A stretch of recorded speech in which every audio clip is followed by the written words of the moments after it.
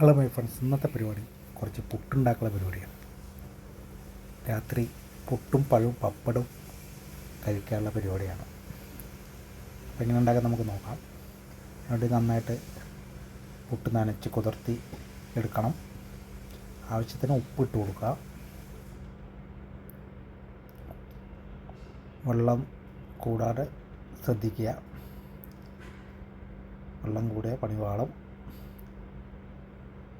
നന്നായി കുതിർത്തി ഒരു 10 മിനിറ്റ് അടച്ചു വെച്ച് റെസ്റ്റ് ചെയ്യാൻ വെക്കണം. എന്തെങ്കിലും ആയി കിട്ടണം എന്നാ അങ്ങനെ ആയി കിട്ടിയ ശേഷം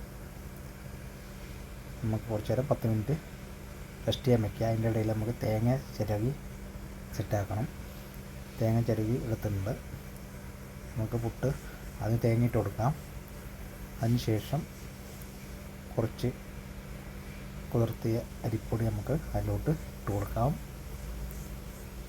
അതിനുശേഷം വീണ്ടും കുറച്ച് തേങ്ങ ആഡ് ചെയ്ത് കൊടുക്കാം. അതിനുശേഷം വീണ്ടും നമുക്ക് അരിപ്പൊടി ഇട്ട് കൊടുക്കാം. 3-4 ലെയർ വേണമെങ്കിൽ തേങ്ങ നമുക്ക് ആവശ്യത്തിനനുസരിച്ച് ഇട്ട് കൊടുക്കാവുന്നതാണ്. മുകളിൽ ലാസ്റ്റ് കുറച്ച് തേങ്ങ ഇട്ട് കൊടുത്തിട്ട് കേപ്പോണിന് അടച്ച് വയ്ക്കാം. അടച്ച് വരുമ്പോൾ സ്റ്റൗവിലോട്ട് ഒരു 10 മിനിറ്റ് ആവി എടുക്കണമെന്ന് വെയിറ്റ് ചെയ്യാം. അവിടെ ആവി കുറേശ്ശെ വരാൻ തുടങ്ങി. പുട്ട് തള്ളി വെളിയിലെടുക്കാം. പുട്ട് സെറ്റ് ആവുന്നുണ്ട്. അതിനുശേഷം പപ്പടം കാച്ചി വെച്ചിട്ടുണ്ട്. നമുക്ക് കഴിക്കാനുള്ള വീട് നോക്കാം. അതിനുശേഷം കുറച്ച് പുട്ടിട്ട് കൊടുത്തിട്ട് അതിൻ്റെ മേലെ കുറച്ച് പപ്പടം കൂടെ നമുക്ക് ആഡ് ചെയ്ത് കൊടുക്കണം. പപ്പടം നന്നായി മിക്സാക്കി പൊടിച്ച് അതിൻ്റെ മേലെ കൂടെ ഒരു പഴവും കൂടി തൊലി കളഞ്ഞ് മിക്സ് ചെയ്ത് കഴിക്കാവുന്നതാണ്.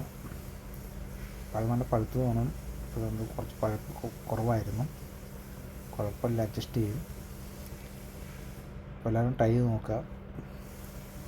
പെട്ടെന്ന് ഉണ്ടാക്കാൻ പറ്റുന്ന ഒരു റെസിപ്പിയാണ്. വീഡിയോ കണ്ട് ഇഷ്ടപ്പെട്ടെങ്കിൽ ലൈക്ക് ചെയ്യുക, ഷെയർ ചെയ്യുക, സപ്പോർട്ട് ചെയ്യുക, സബ്സ്ക്രൈബ് ചെയ്യുക.